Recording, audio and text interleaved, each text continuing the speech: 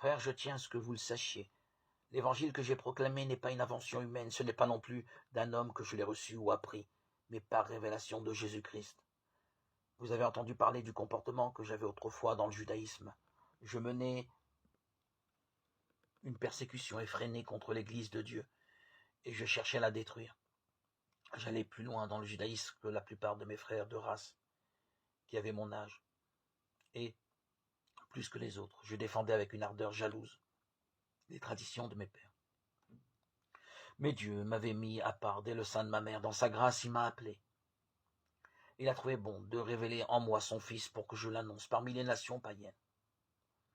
Aussitôt, sans prendre l'avis de personne, sans même monter à Jérusalem pour y rencontrer ceux qui étaient apôtres avant moi, je suis parti pour l'Arabie, et de là je suis retourné à Damas. Puis, 3 ans après, je suis monté à Jérusalem pour faire la connaissance de Pierre. Et je suis resté 15 jours auprès de lui.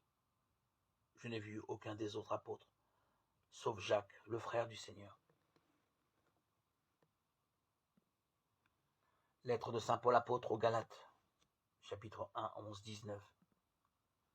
Que nos prières montent vers toi, Seigneur, avec ces offrandes pour le sacrifice. Dans ta bonté, purifie-nous et nous correspondrons davantage à ton amour. Si vous m'aimez, dit le Seigneur, vous resterez fidèles à mes commandements. Moi, je prierai le Père, il vous donnera un autre défenseur qui sera pour toujours avec vous.